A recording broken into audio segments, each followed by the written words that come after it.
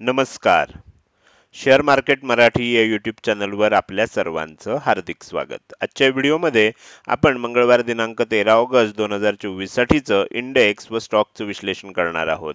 मात्र ह्या विश्लेषणाला सुरुवात करण्यापूर्वी आपल्या सर्वांना एक नम्र सूचना आहे, ती म्हणजे या व्हिडिओच्या डिस्क्रिप्शनमध्ये आपण शेअर मार्केट मराठीच्या व्हॉट्सअप, टेलिग्राम आणि फेसबुक ग्रुपच्या लिंक दिलेल्या आहेत. तुम्ही ते ग्रुप जॉईन करू शकता. त्याचसोबत आपण तिथे शेअर मार्केट मराठीच्या वेबसाईटची लिंक सुद्धा उपलब्ध करून दिलेली आहे. आपण आपल्या वेबसाईटला अवश्य भेट द्या. या महत्त्वाच्या सूचनेनंतर आता आपण आपल्या मूळ विषयाकडे परत येऊया आणि आज सोमवारी इंडेक्समध्ये कशा प्रकारे मूव्हमेंट झाली व उद्या मंगळवारी कशा प्रकारे होऊ शकते याचं विश्लेषण करण्यासाठी डायरेक्टली जाऊया चार्टवर. आणि इथे मी बँक निफ्टीचा 15 मिनिटाचा चार्ट ओपन केलेला आहे. आपण बघू शकता की आज आपल्याला गॅप डाऊन ओपनिंग बघायला मिळालं आणि हे आपण कालच्याच व्हिडिओमध्ये बघितलेलं होतं की ज्यामध्ये काही आंतरराष्ट्रीय स्तरावरच्या बातम्या होत्या, काही स्थानिक स्तरावरच्या बातम्या होत्या आणि त्यामुळे आपल्याला गॅप डाऊन ओपनिंग अपेक्षित होतं. त्याचबरोबर एक हिंडनबर्गचा रिपोर्ट देखील आलेला होता. मी मुद्दाम त्याचा उल्लेख कालच्या व्हिडिओमध्ये केला नव्हता आणि त्याचं महत्त्वाचं कारण असं होतं की त्याविषयीची माहिती मला आजचं मार्केट झाल्यानंतर सांगायची होती. तर हिंडनबर्गचा अदानी संदर्भात आणि सेबीच्या ज्या चेअरपर्सन आहेत त्यांच्या संदर्भातला तो जो रिपोर्ट आला होता, त्यानंतर अनेकांनी असं मला विचारलं होतं की सर आता मार्केटमध्ये खूप सेलिंग येणार का परत? तर ज्यांना ज्यांना मला उत्तर देणं शक्य झालं होतं, तर त्यांना मी एवढंच सांगितलं होतं की आपल्याला मार्केट कसं बिहेव करेल किंवा मार्केटमध्ये आपल्याला कशी मूव्हमेंट बघायला मिळेल, हे जर समजून घ्यायचं असेल तर थोडासा इतिहास आपल्याला लक्षात ठेवावा लागतो. एकदा आपल्याला इतिहास लक्षात ठेवला की मार्केटमध्ये बऱ्याच वेळेला मार्केटमध्ये काय किंवा जगात काय की इतिहासाचीच पुनरावृत्ती होत असते. तर त्यामुळे त्याच्यासाठी मी कोविडचं उदाहरण दिलं होतं. कोविडचं उदाहरण असं होतं की ज्यावेळेला कोविडची पहिली वेव्ह आली, कोविड पहिल्यांदा आपल्याकडे आला, तर मार्केटमध्ये त्याचं प्रचंड मोठं रिॲक्शन किंवा मोठी मूव्हमेंट खालच्या बाजूनं बघायला मिळाली. तोपर्यंत भारतामध्ये फारसे पेशंटही सापडत नव्हते. त्यामध्ये होणारे जे मृत्यू होते ते सुद्धा अगदी कमी होते. अशा वेळेलाच मार्केटमध्ये खूप मोठं सेलिंग आपल्याला बघायला मिळालं होतं. याचं कारण काय होतं? ते एक सरप्राईज होतं. कुणाला काही माहीत नसताना अचानक जर ते सगळं आपल्या समोर आलं आणि त्यामुळे मार्केटनं त्याला खूप मोठी रिॲक्शन आपल्याला दिलेली बघायला मिळाली. मात्र ज्यावेळेला कोविडची दुसरी वेव्ह आली आणि ज्याच्यामध्ये सगळ्यात जास्त नुकसान झालं, सगळ्यात जास्त इन्फेक्शन झाली, सगळ्यात जास्त लोक मरण पावले, त्यावेळेला मात्र मार्केटमध्ये काय झालं, ती दुसरी वेव्ह होती. तोपर्यंत कोविड काय आहे आणि इतर सर्व गोष्टी सर्वांच्या लक्षात यायला लागल्या होत्या. मार्केटमध्ये फारसं सेलिंग आलं नाही. किंबहुना आपल्याला असं लक्षात येईल की सुरुवातीलाच थोडंसं सेलिंग आलं आणि त्यानंतर मार्केट रिकव्हर व्हायला लागलं होतं. म्हणजे ज्या वेळेला ॲक्च्युअल डॅमेज होत होतं, त्यावेळेला मार्केटनं रिकव्हरी स्टार्ट केलेली होती. तर त्यामुळे ह्याचं कारण काय?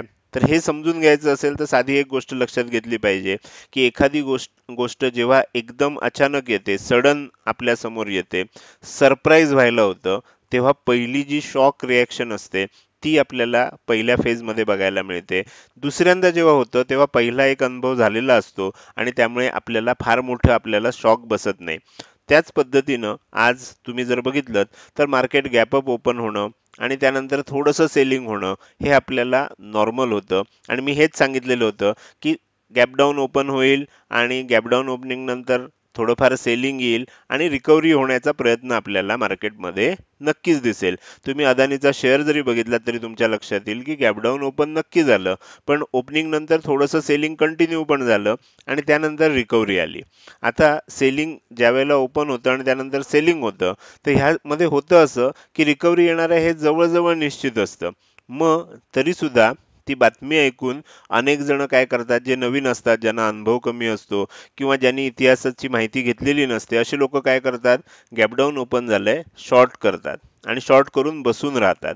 थोड्या वेळासाठी शॉर्ट केलं असेल तर फायदा होतो, पण त्यानंतर जर तुम्ही थांबलात तर जी रिकव्हरी येते त्याच्यामध्ये तुमचे सगळे स्टॉप लॉस हिट होतात किंवा तुम्ही अशा पद्धतीने अडकता की मग त्यामध्ये तुम्हाला बाहेर पडणं अवघड जातं. तर त्याच्यामुळे मार्केटमध्ये जर काम करायचं असेल तर टेक्निकल, फंडामेंटल आणि त्याच्याबरोबर थोडंसं इतिहासाची सुद्धा माहिती आपल्याला असली पाहिजे, की अशी एखादी घटना घडते त्यावेळेला मार्केट कशा पद्धतीनं रिॲक्ट करतं आणि त्याची आपल्याला मग काय करता आलं पाहिजे, त्याचं आपल्याला साधर्म्य लक्षात घेऊन त्या पद्धतीचे इव्हेंट आपल्याला शोधून काढता आले पाहिजेत.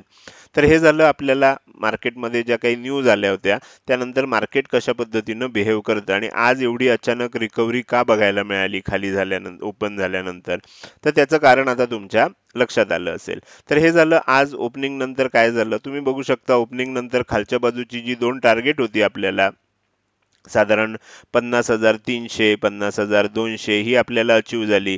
त्यानंतर एक बाउन्स बघायला मिळाला आणि बाउन्स झाल्यानंतर आपण साधारणपणे 50,700 च्या आसपास एक रेझिस्टन्स लेवल काढली होती.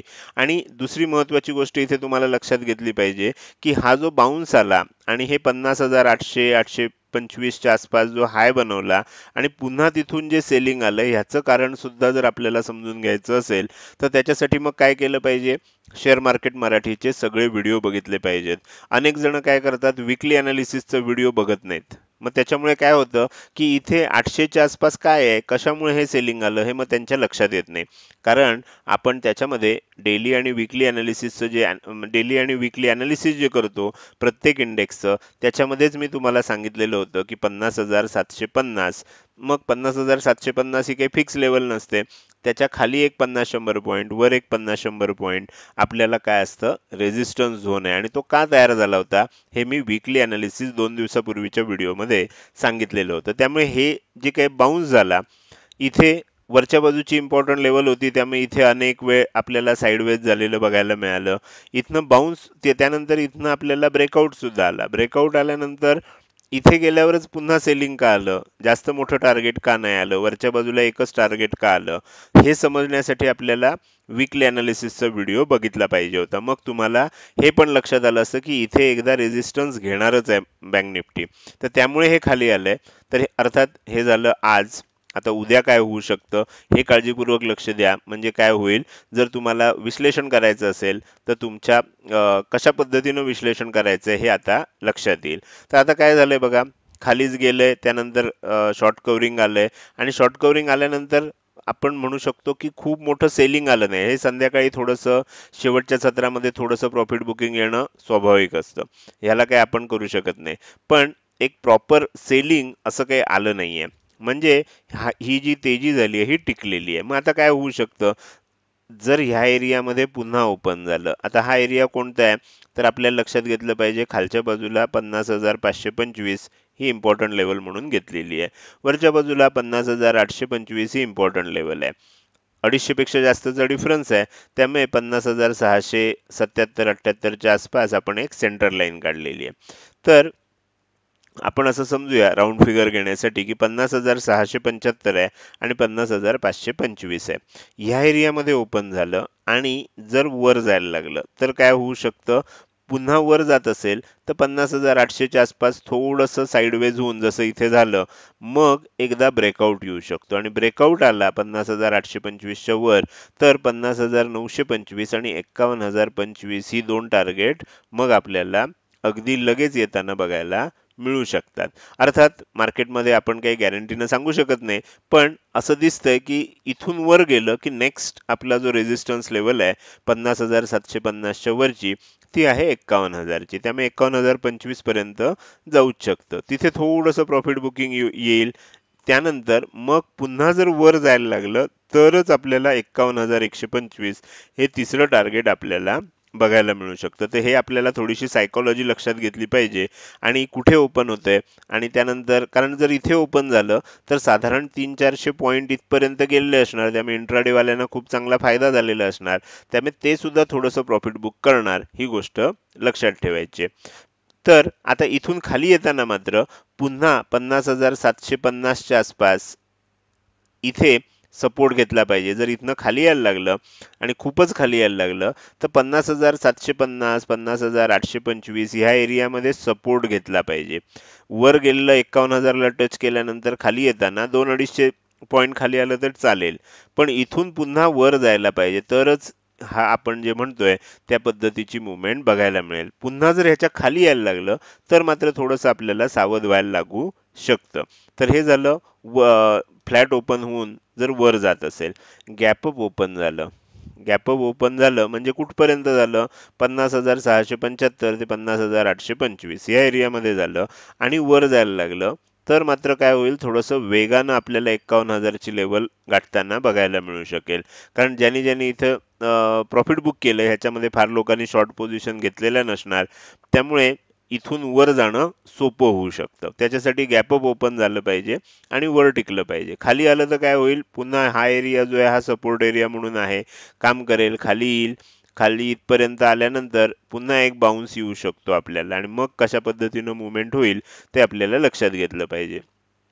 50,825 च्या वर ओपन झालं तर मात्र आपल्याला काय होणार, ओपनिंग नंतर लगेचच पहिल्यांदा खाली येणार. कारण काय होतं की ज्यांनी ह्या सगळ्या तेजीमध्ये आपली पोझिशन होल्ड केली आहे, हे थोडंसं खाली येऊन सुद्धा ते थांबून राहिलेत.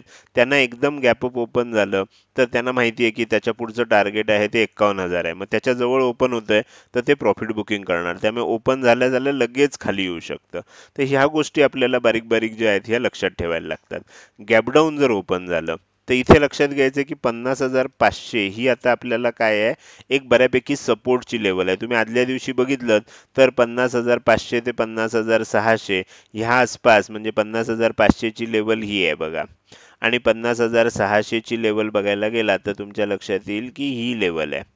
तर तिथे आपल्याला रेझिस्टन्स घेतला जात होता बराच काळ. तर तिथे आता आपण पुन्हा आलोय तर हा सपोर्ट घेतला जाणार आहे.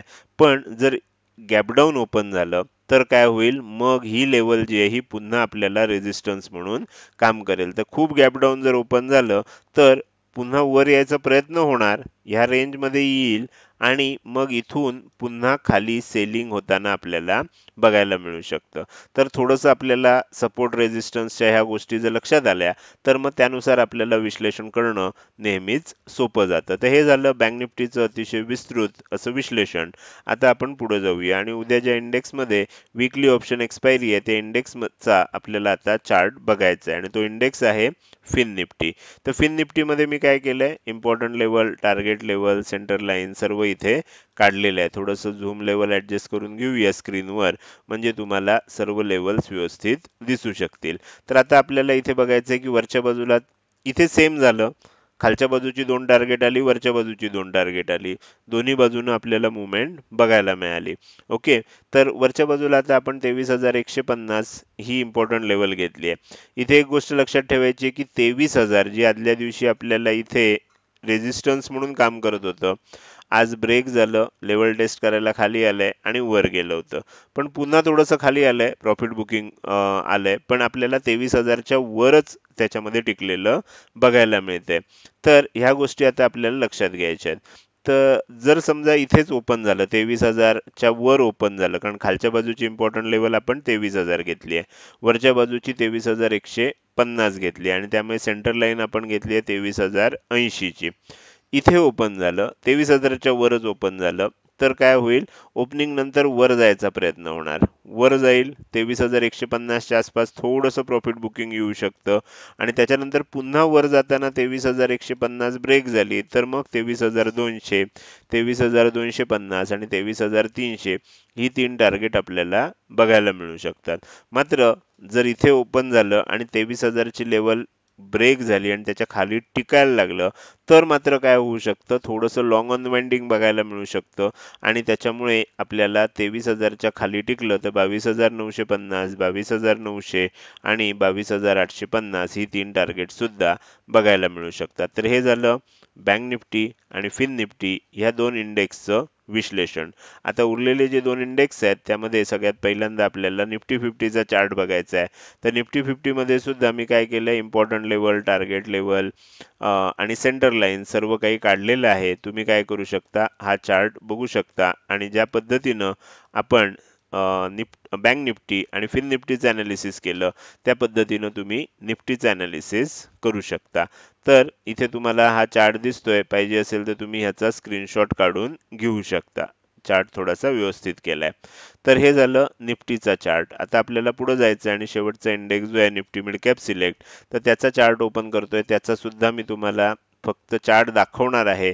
ज्या पद्धतीने आपण दोन इंडेक्सचं अनालिसिस केलंय, तुम्ही ह्या उरलेल्या दोन इंडेक्सचं त्याच पद्धतीने अनालिसिस करू शकता. तर हे झालं चारही इंडेक्सचं विश्लेषण. आता आपल्याला थोडंसं या व्हिडिओमध्ये पुढे जायचं आहे आणि स्टॉकचं अनालिसिस करायला सुरुवात करायची आहे. त्यासाठी मी तुम्हाला पुन्हा एकदा चार्टवर घेऊन येतोय. सगळ्यात पहिल्यांदा आपल्याला टाइम फ्रेम जी आहे ही डेली टाइम फ्रेम करायची आहे. त्यानंतर झूम लेवल ॲडजस्ट करून घेतोय आणि मी तुमच्यासाठी जे स्टॉक काढलेत ते सगळे स्टॉक एकत्र करून दाखवायला सुरुवात करतो. सगळ्यात पहिल्यांदा आपल्याला हे स्टॉक एकत्र करायचे आहेत आणि दाखवायला सुरुवात करतो. पहिला स्टॉक जो आपण घेतलाय त्या स्टॉकचं नाव आहे व्होल्टास.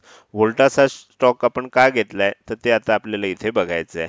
मागच्या काही दिवसांपासून म्हणजे जवळजवळ महिन्या दीड महिन्यापासून आपल्याला लक्षात येईल की व्होल्टास या स्टॉकमध्ये काय होत होतं, ही जी वरची लेवल आहे ही लेवल कोणती आहे, 1560 ची लेवल आहे. 1560 ची ही लेवल आहे.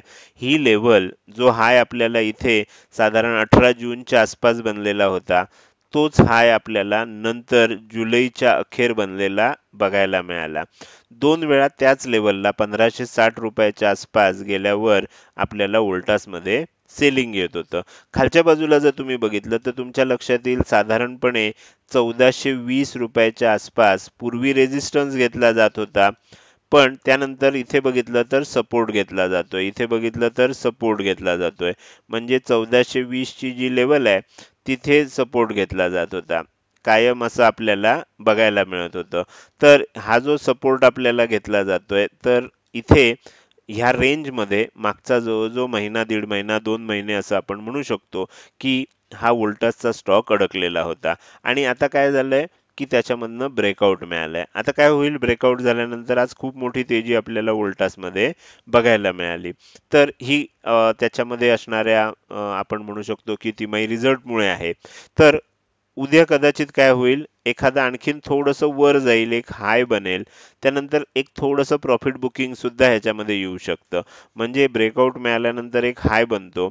हा हाय बनला की त्यानंतर काय होतं, प्रॉफिट बुकिंग होतं किंवा एक लेवल टेस्ट करायला पुन्हा खाली येतो. या लेवलच्या आसपास पुन्हा जर वर जायला लागला आणि हा जो हाय बनलेला असेल तो ब्रेक केला तर व्होल्टासमध्ये खूप चांगली तेजी आपल्याला बघायला मिळू शकते.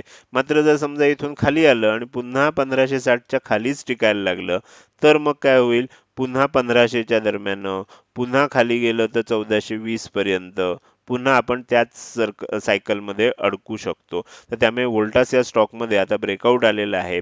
ब्रेकआउट नंतरचं तो कन्फर्म होतोय, तो टिकतोय का टिकणार नाहीये, हे आपल्याला येणाऱ्या काळात लक्षात येऊ शकेल. त्याच्यावर लक्ष देणं आवश्यक आहे. त्यानंतर पुढचा स्टॉक आहे आपल्याला ONGC. ONGC हा स्टॉक सुद्धा आता आपल्याला ब्रेकआउट झोनमध्ये पुन्हा आलेला आहे. तुम्ही इथे बघू शकता की ही लेवल जी आहे ही लेवल कोणती आहे, 340 रुपयाची आहे. तर 340 रुपयाच्या आसपास आलं की आपल्याला सेलिंग येत होतं. पुन्हा आपण 340च्या जवळ गेलो, पुन्हा सेलिंग येत होतं. खाली 303 रुपयाच्या आसपास आपल्याला सपोर्ट घेतला जात होता. आता आपण काय झालंय, पुन्हा ही 340 ची लेवल जी आहे ती ब्रेक केली आहे आणि 345 च्या आसपास दुसरा जो आपल्याला एक रेजिस्टन्स तयार झाला होता तर त्याच्या जवळ पोहोचलोय. जर 345 ब्रेक केलं तर काय होईल, तर मग आपल्याला एक मोठी मूवमेंट वरच्या दिशेनं बघायला मिळू शकते. 360 370 पर्यंत ONGC हा स्टॉक जाताना आपल्याला दिसू शकतो. त्यानंतर आपण पुढे जाऊया. पुढचा स्टॉक जो आपल्याला बघायचा आहे तो आहे कोरोमंडल इंटरनॅशनल.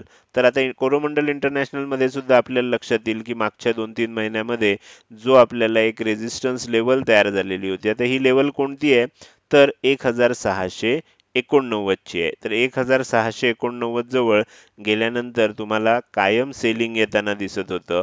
त्यामुळे इथे गेलं, पुन्हा सेलिंग आलं. तर अशा पद्धतीनं त्या लेवलचा रेजिस्टन्स घेत होता. आज अखेर आपण त्याला ब्रेकआउट दिलेला आहे. ब्रेकआउट दिलाय, 1800च्या आसपास जाऊ शकतो, हाय बनवू शकतो, तिथून खाली येऊ शकतो लेवल टेस्ट करायला. आणि इथून पुन्हा जर वर जायला लागलं तर मग काय होईल, तर मग आपल्याला वरच्या दिशेने एक मोठी मूवमेंट बघायला मिळू शकते. तर हे झालं आपल्याला कोरोमंडल इंटरनॅशनल या स्टॉक विषयी. आपल्याला आता पुढे जायचं आहे आणि पुढचा जो स्टॉक आहे त्याचं नाव आहे आरती इंडस्ट्रीज. आरती इंडस्ट्रीजमध्ये काय झालंय बघा, तर ह्यात सर्व स्टॉकच्या बरोबर विरुद्ध गोष्ट झाली आहे. सगळ्यात पहिल्यांदा आपण इथं बघून घेऊया की 770 रुपयाच्या आसपास, म्हणजे ही जी वरच्या बाजूची लेवल आहे, 770 रुपयाच्या आसपास ही जी वरच्या बाजूची लेवल आहे, इथे आपल्याला रेझिस्टन्स झोन आहे. तर ह्यापूर्वी इथे आलं, खाली गेलं, इथे आलं, खाली गेलं, ह्यापूर्वी सुद्धा इथे आलं, खाली गेलं होतं आणि आता इथे येऊन पुन्हा खाली जातंय. म्हणजे रेझिस्टन्स घेतलाय हे आपल्याला क्लिअर कट दिसतंय. त्यानंतर आणखीन काय दिसतंय, तर मी थोडंसं झूम करून दाखवतो म्हणजे तुम्हाला व्यवस्थित समजू शकेल. अजून तुम्हाला एक गोष्ट इथे दिसतेय, ती म्हणजे बिअरिश इनगल्फिंग पॅटर्न तयार झालेला आपल्याला बघायला मिळतोय. तर open equal to high, bearish engulfing pattern, resistance zone जवळ आलेलं रिव्हर्सल, अशा तीन तीन गोष्टी आपल्याला ओरडून ओरडून सांगतायत की कदाचित आता काय होऊ शकतं, ह्या स्टॉकमध्ये सेलिंग कंटिन्यू होऊ शकतं. हे कधी होणार, तर आजचा जो लो आहे तो तुटला आणि त्याच्या खाली टिकायला लागला. आजचा लो कुठे आहे, 735च्या जवळ आहे. 734 735च्या जवळ आजचा लो आहे. आणि ही जी लेवल आहे 728-29 ची, म्हणजे थोडक्यात आपल्याला लक्षात ठेवायचं आहे की 728च्या खाली जर हा स्टॉक टिकायला लागला त्याच्यामध्ये सेलिंग येऊ शकतं. आणि कोणतं टार्गेट येऊ शकतं, 710 रुपयाचं टार्गेट येऊ शकतं. आणि त्याच्याही खाली गेलं तर एक मोठं टार्गेट 680 रुपयाचं सुद्धा आपल्याला बघायला मिळू शकतं. तर हे झालं आरती इंडस्ट्रीज या स्टॉक विषयी. तर आपण आज 4 इंडेक्स सोबतच 4 स्टॉकचं विश्लेषण सुद्धा केलेलं आहे. हे विश्लेषण तुम्हाला कसं वाटलं? जर हे विश्लेषण तुम्हाला आवडलं असेल तर नक्कीच तुम्ही या व्हिडिओला एक लाईक करू शकता आणि कसं वाटलं हे कमेंट सेक्शनमध्ये टाईप करून सांगायला अजिबात विसरू नका. लक्षात ठेवा, तुमची एक लाईक आणि एक चांगली कमेंट हीच माझ्यासाठी प्रेरणा असते, ज्याच्या सहाय्यानं रोजच्या रोज हे विश्लेषणाचे व्हिडिओ मी बनवत असतो. त्यामुळे व्हिडिओ आवडल्या लगेच लाईक करत जा. कसा वाटला, काही सूचना असतील तर त्या कमेंट सेक्शनमध्ये टाईप करून अवश्य सांगा. त्याचसोबत हा व्हिडिओ तुम्ही अजूनपर्यंत बघताय आणि अजूनही जर तुम्ही शेअर मार्केट मराठी आपल्या यूट्यूब चॅनलला सबस्क्राईब केलं नसेल तर कृपया सबस्क्राईब करा आणि शेजारी असणाऱ्या बेल आयकॉनला क्लिक करून ऑल असं नोटिफिकेशन निवडा. म्हणजे इथून पुढे रोजच्या रोज येणारे हे विश्लेषणाचे व्हिडिओ मी अपलोड केल्या केल्या तुम्हाला विनाविलंब बघता येतील. आजच्या व्हिडिओमध्ये मी इथेच आपली रजा घेतोय. धन्यवाद.